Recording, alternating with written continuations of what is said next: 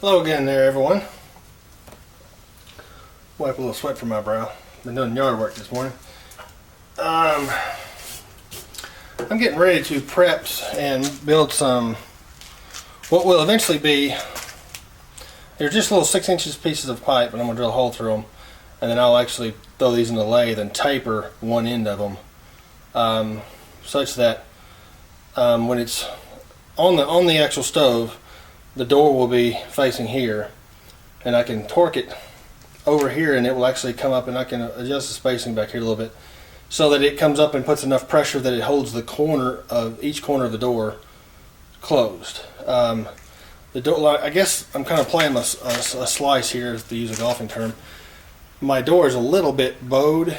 That happened when I was welding it, so that the two corners are a little farther away from the main box of the stove than the center is, and I'm going to use it to my advantage with these two clamp type locks. This will, when I pull these into place, they'll actually straighten the door out, and that bow that is toward the stove will actually provide enough spring that it'll form a decent seal. And then I can, if I need to, other thing I was going to say is, once I'm getting this in place, I will have a piece of rebar handle that I'll actually remove. That way, as this heats up, as it's running, if I need to get back in there, open this up, spin it 15 to 20 degrees, and then it's open, and I can open the door and not burn myself, because that handle won't have time to heat up from the time it was laying beside the stove versus actually touching the steel and absorbing heat. I'm going to use a similar situation or a similar concept for the door handle. I've got a piece of pipe behind the camera there. This will be, I'll weld a piece of this across the door itself, and then I'll put a piece of 3/4 inch EMT on the outside, so there'll only be one contact point, so it won't get quite as hot. That may or may not work. If it doesn't, then I may go back and do something like I've seen them done, the spiral, basically you take a spring. It's very similar to a chipping hammer. If you've ever seen an arc welder's chipping hammer, this is that's what they've done in this situation, where you've got it welded on 2 points, and in the middle it's free. So even if this piece right here gets really hot, it has to conduct heat onto this spring on both sides and then around this coil before it can get to your hand. So that gives it a lot more surface area, gives it some cooling. I typically never see that on this device. On stoves, I see it certainly. On a lot of buck stoves, I remember seeing them growing up. They had this type of anti-burn, I guess you could say. I could go to some different polymer, like a silicone or something like that, that doesn't get as hot, doesn't conduct heat very well. But this is an outside stove. I'm just going to keep it simple. Anyway, I'm fixing to get set up here in my drill press with my V-blocks so that I can cut or drill. I've already marked these. I punched these, won't go off camera. Punch these holes, center punch, so I can drill a couple of holes.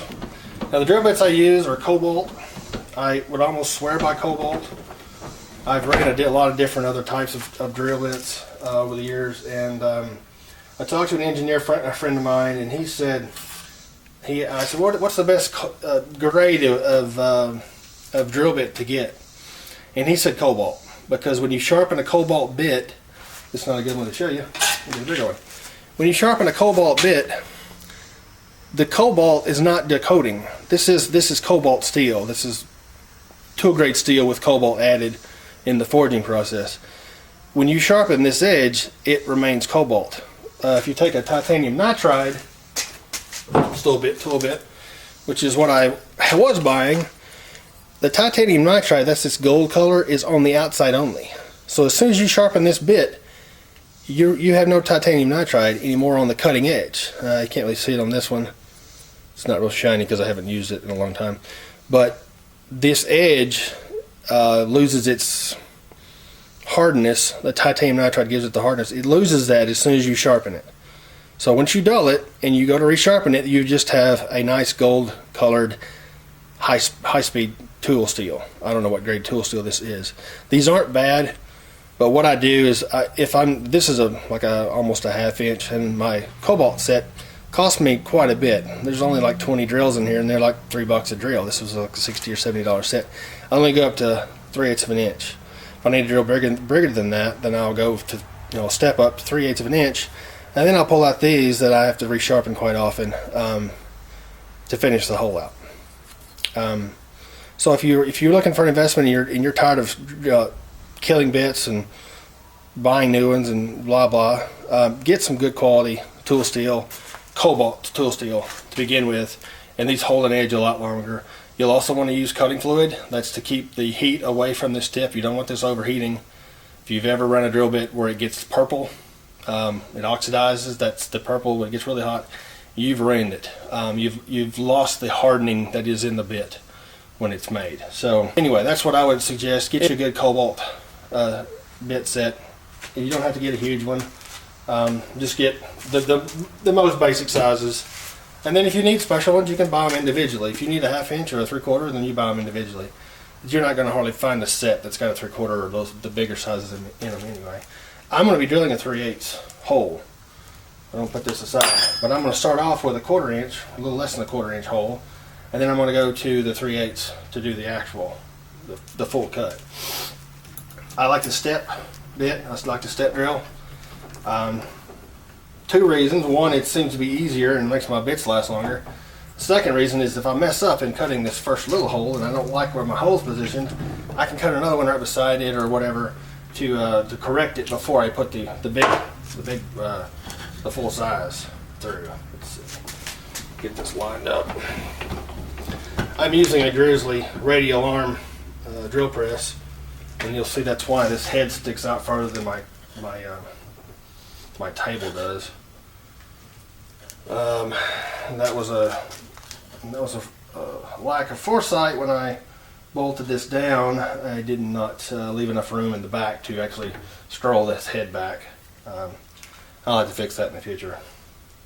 This shop is only a couple years old, and I'm just now getting to where I'm laying stuff out like I want it and finding out where I need to redo some things. So we'll get that lined up. That's in the center of the hole. And this is not super critical, so I'm just kind of doing this by line of sight. There I use Tap Magic right back. This is kind of my favorite. Anything that's high sulfur. Wow, this is crazy. This stuff is actually made in Little Rock. I live north of Little Rock, Arkansas. I did not know this was actually made in Little Rock. It's made by the Stecco company, and it's good stuff. It smells really bad, but to me, from what I've heard from other people, the worse it smells, the better it cuts. So I'm just taking that from word of advice, but word of mouth.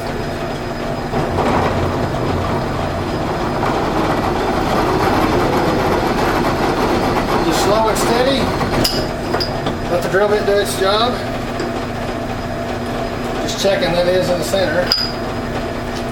Now the key piece is I've got to make sure I drill that parallel so I come out the center of the other side. Now if I say parallel, I mean perpendicular. Come down, now get some tool pressure on there.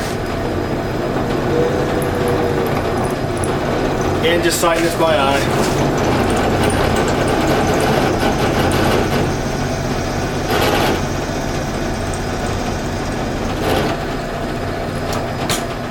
And there's one small hole through 1/2 inch pipe. Now I'll probably speed the film up as I go through this same process again, doing the other small hole.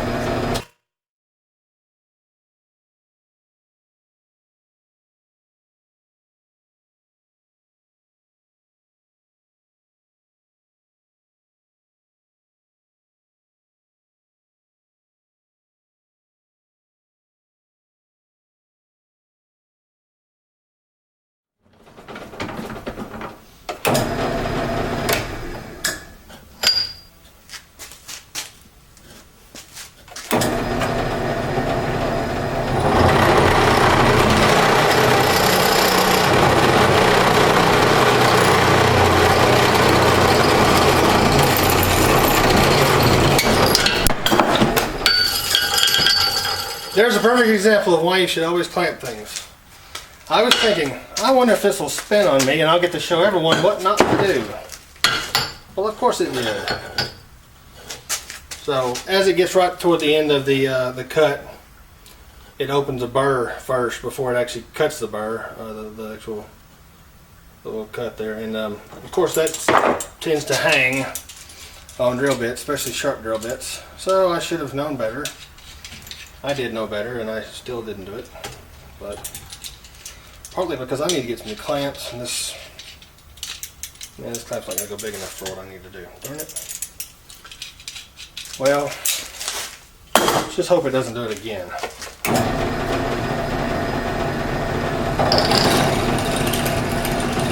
And it's clear. Roll it over and go again, and hopefully.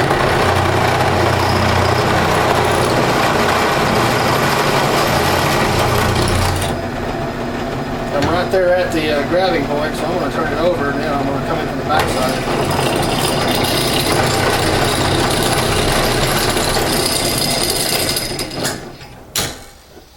I really do need to clamp these things.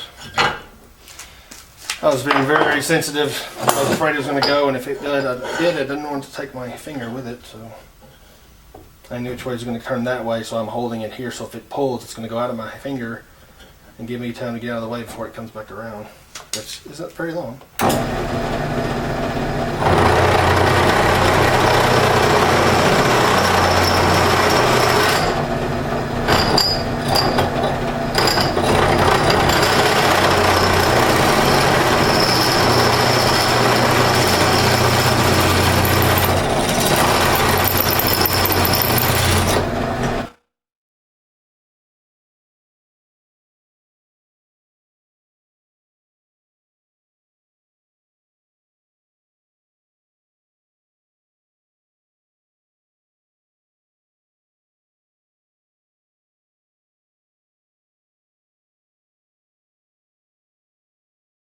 Two 3/8" holes, and I'll use 3/8 National Course bolts. I actually have a bin of them here. That's what I've been using for this entire project. This may not be, maybe long enough. Might have to go get some more. And I'll stack some washers back here to make this come out even with a door. So that's the next. Well, I'll tell you what. I'm going to taper these ends down so that they'll catch the door. And I guess I may show you my lathe. It's not much. It's very ugly. I've had it for about 10 years now. I'm fixing to sell it, if nothing else, for scrap, and buy a nice new one. But anyway, I don't know if you can see this very well. I don't have it set up for teaching. I don't have any overhead. And let me point the camera a little better. There it is. That's a General Machinery, aka Harbor Freight. They make decent tools for one-time or two-time use. They don't make good tools necessarily if you're going to use it all the time. Now I've modified this one and made it work for what I'm doing for a time. I would not advise cutting threads on this type. I don't think they even make this anymore. They've made really small ones now. Or they sell really small ones. But yeah, this one will not cut threads. I tried to, and it just does not have the precision. But for roughing, it's not bad.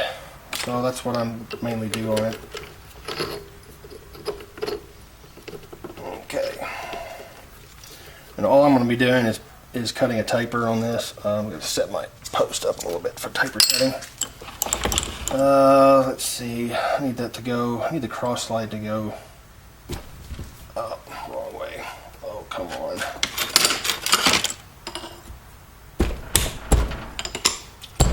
Bought this second hand from another guy that did the same thing I did, learned the trade on it, or to kind of taught himself, and then he bought a bigger lathe, and he built this tool post. I don't know why he did it the way he did. I don't know why he wanted to raise the post up, because it gets you off your center line, but for whatever reason. And so I've had to go back and modify his modifications to make the actual tool holders slide down to center. So he may have had this set up for some specialized use that I don't know about, but I need this thing to slide like this if I'm cutting on the end I'm not a very good teacher when it comes to lathe work. I'm just learning myself. I'll bring you along and let you watch. If you want to learn a lot of great techniques, I recommend. I'm gonna flip that around. No, I can't do it that way. Let's do it this way. I recommend subscribing and watching Keith Fenner's work on Turn Right Machine Works. I've learned a lot of great stuff, some of which I use, some of which I have not mastered yet. If you see me doing something stupid, it's not because I learned that from Keith. It's because I know, obvious reasons, I'm still new at this. I gotta figure out how to position that so that I can take cuts.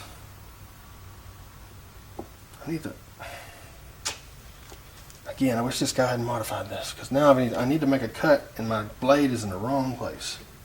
I'm going to have to change it in my tool post. So it needs to stick out this end. So yay. It's fun to do that. One of the first things I did when I got this kit, kind of off camera there, aren't I? Well, I'm way off camera. Well, anyway, you can see what I'm doing here maybe. And nobody wants to look at my ugly face anyway. Is I replaced all of these tool holders. They had the little small cap screws, and I replaced them. I don't even think I have any more of the old ones. Replaced all of them with these larger caps that are harder to strip. And occasionally they do hang my Allen key, but I think it's because I have a cheap Allen key set. But I like the T-handle. But anyway, I'm going to reverse direction on this guy. I'm just clamping him back on there. This is high-speed tool steel. This isn't carbide. I've got some carbide, but I basically destroyed those carbide bits when I first got started, and so I've just been cutting my own tool steel. Seems to be fairly easy. There's some great guides out on YouTube for cutting your own bits. I'd recommend searching for those, finding those, because I do not really have the setup to even begin to show you that. I know there's an easier way to do this. I've done this before, but this is not. It's not working out in theory like it did in my head in practice. So I may not even include this, because this just feels wrong.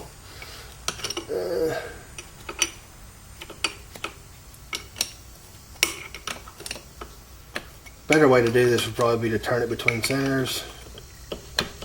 I'm probably going to have to extend, well, I know I'm going to extend this out, and I probably will turn it on between the 3-jaw and center, because I just can't get my tool holder in position. So that's not too bad. That lets me kind of taper. Let's check this first. That's actually pretty well balanced. It's amazed. Let's see. Let's get the fun. That's, again, it's not really conducive.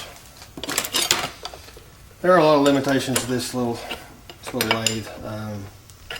One of which, this tailstock is not the greatest in the world, and it doesn't stay true. So I need to replace that one too. But for the time being, let's see what this will do. You probably can't see that. Let's see what I get a little better angle here. See, I'm just running it right there against my center, and I'm going to take a cut, ever deepening cuts as I move this way, and then of course as it moves, I'll actually have to turn it with this knob to make it shallower and shallower. I'll leave this knob alone. This side cross carry I'll leave alone. And so I'll show you the after results. This will probably be a lot more. You'll understand it better after I'm done.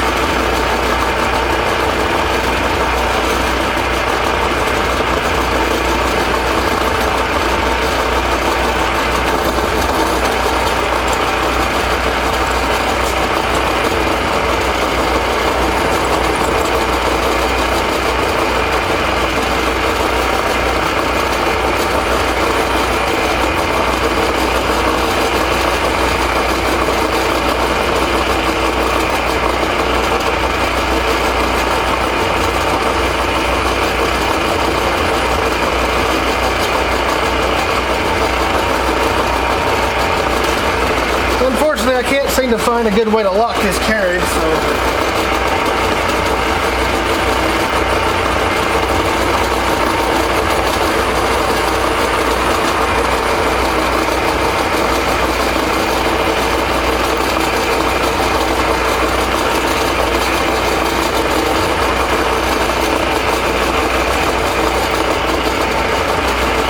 I will tell you, when you have chips coming off like this, you have your tool sharp enough, and you have your speed on your both on your feed and on your actual rotation speed correct, because you want these long crispy curls. Little bitty chips, usually it leaves a bad grain on your cut, but then it also it's something to do. And again, that's why I'm not a pro yet. The speed is very important. Running your lathe fast enough. Faster seems scarier when you're starting out, but if you don't run it fast enough, you'll be plagued with a horrible cut. It'll be real grainy. It'll take a lot of filing and sanding to get a good finish on it. I'm just now getting to that point where I can get a better finish now, but just a little advice.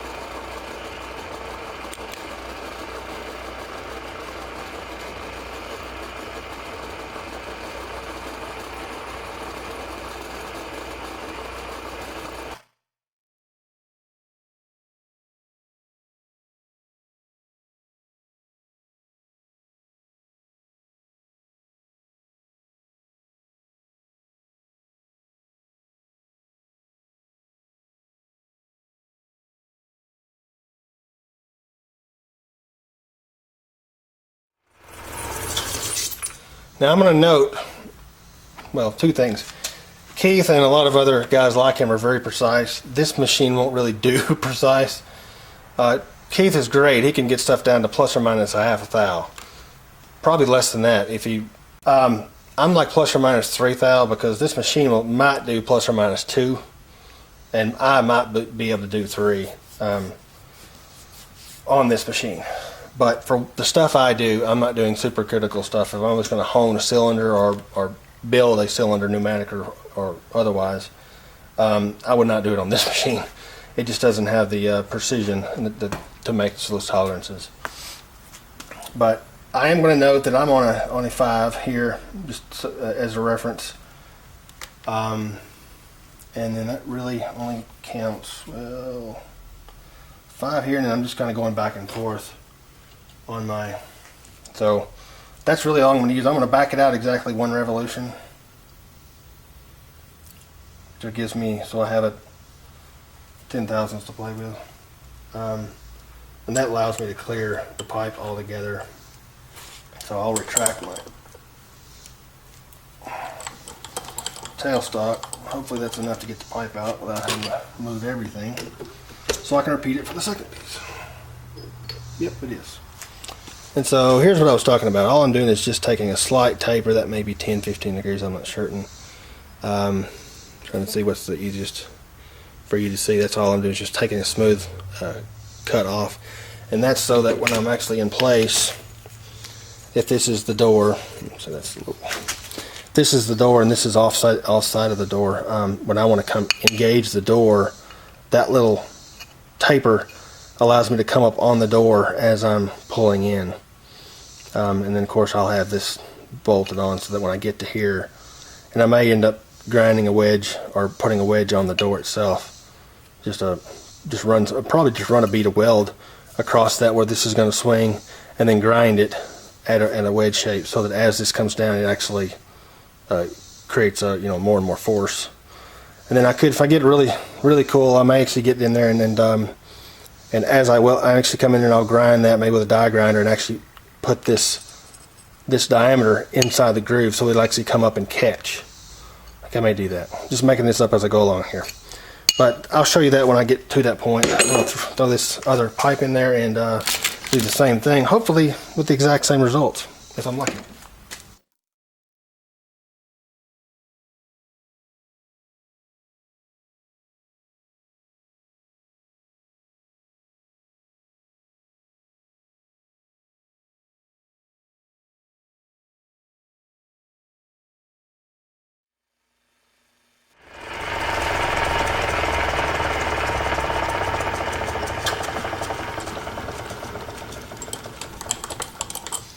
And that's all there is to it.